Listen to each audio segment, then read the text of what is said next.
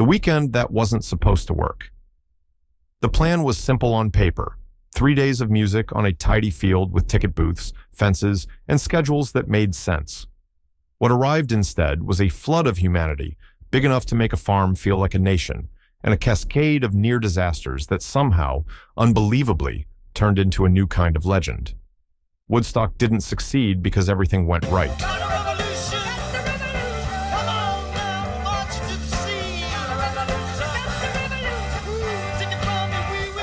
It succeeded because everything went sideways, and people stayed kind. The plan that unraveled.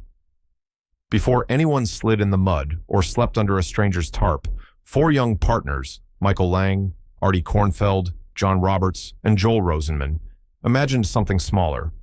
First, it was a recording studio idea tied to the name Woodstock. Then it morphed into a festival because that sounded bigger, more romantic, and frankly more likely to get attention. They formed Woodstock Ventures, booked acts, printed tickets, and did what dreamers do, sprint toward a moving finish line. The first location was an industrial park in Wallkill. Permits, meetings, compromise, until the town changed its mind and slammed the door just weeks out. Cue panic. A motel owner, a lead, a friend of a friend. Then a farmer named Max Yasgur said yes, and his alfalfa field in Bethel, New York became the last gamble. With days left, they were still building roads and a stage, still praying the fences would be ready, still pretending the numbers would be manageable. They wouldn't be. The first clue that this would be unlike anything before. The highways stopped being highways. When the fences fell, on opening day, the traffic didn't slow. It froze. Cars were abandoned on shoulders.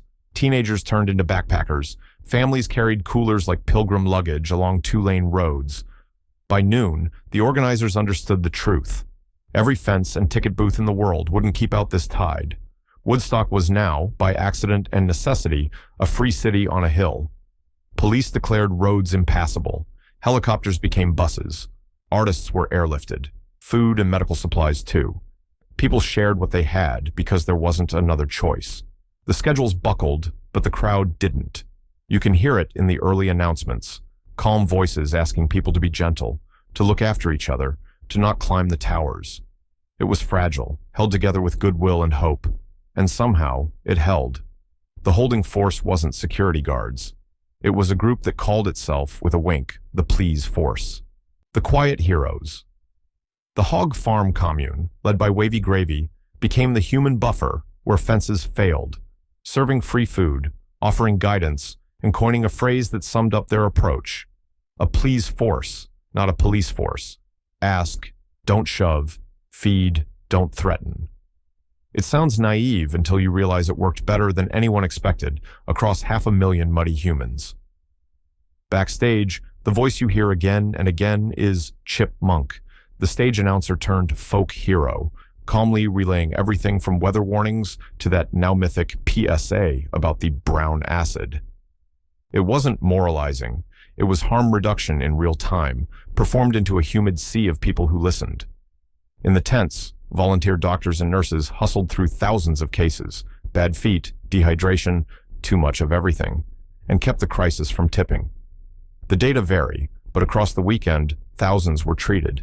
Accounts differ on whether 2 or 3 people died, a tiny number for a crowd this size, and the chaos of the conditions. Calm voices help, but storms don't care about your schedule. When the sky opened, the soundtrack changed. Shockwaves from the stage.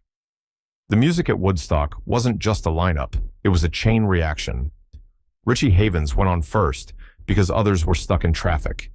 He kept being waved back to the mic to fill time until he made up a song, Freedom, and set the tone.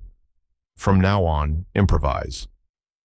Santana didn't arrive as global stars. They left as one, driven by the percussion hurricane of soul sacrifice that had half the field levitating. Sly and the Family Stone turned a cold night into a collective heartbeat.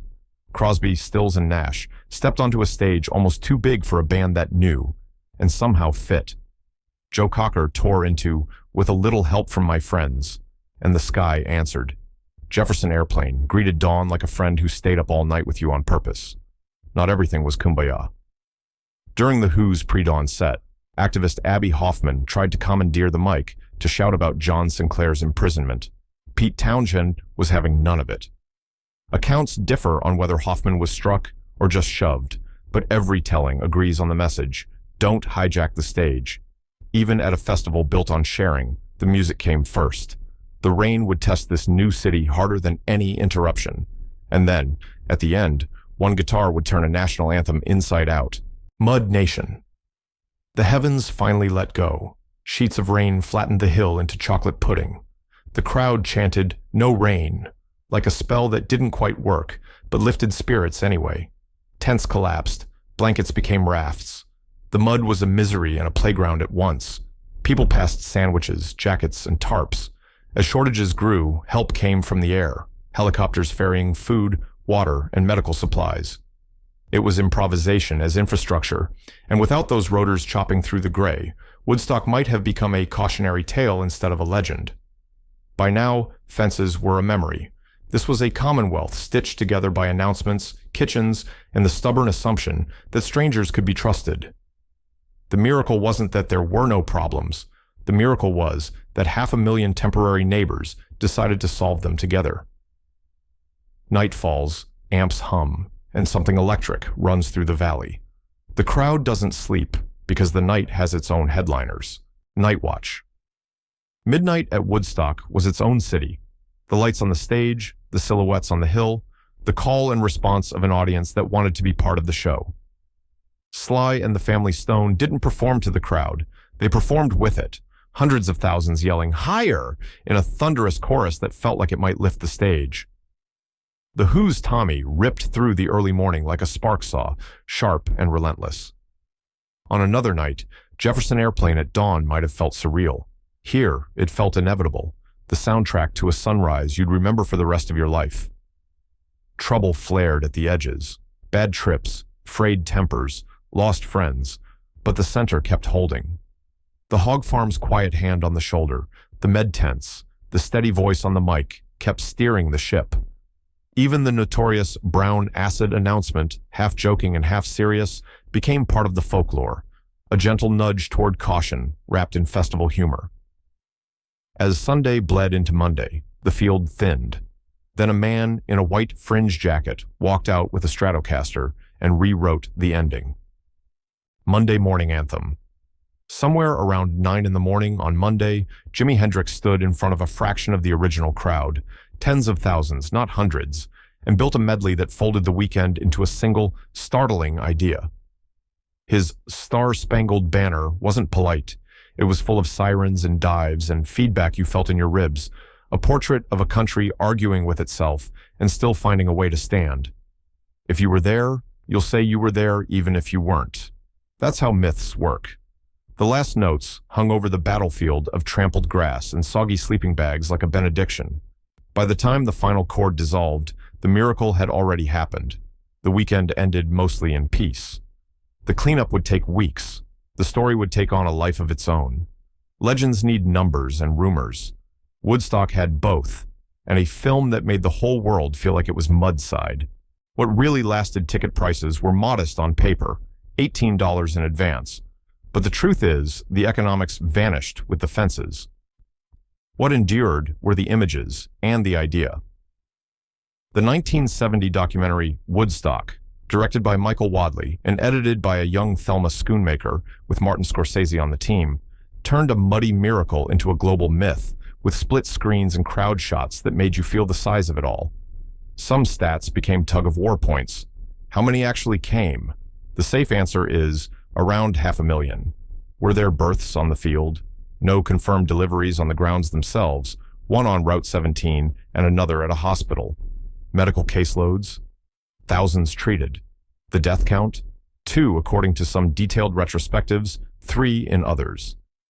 In a sea that big, certainty is a moving target, but even the worst numbers are far smaller than fear predicted. Archaeologists later mapped pop-up marketplaces like the Bindi Bazaar, a reminder that the festival was also a spontaneous economy, traders, crafts, color, woven between guitar solos and rain. And when people argue about what Woodstock meant, they're really arguing about this.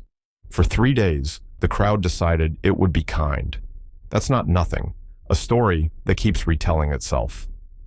The easy version says Woodstock was 3 days of peace and love. The real version says it was 3 days of mud, shortage, bad planning, and a crowd that refused to turn mean. A rain-soaked miracle, a warning and a promise. The proof that sometimes the center can hold, if enough people want it to.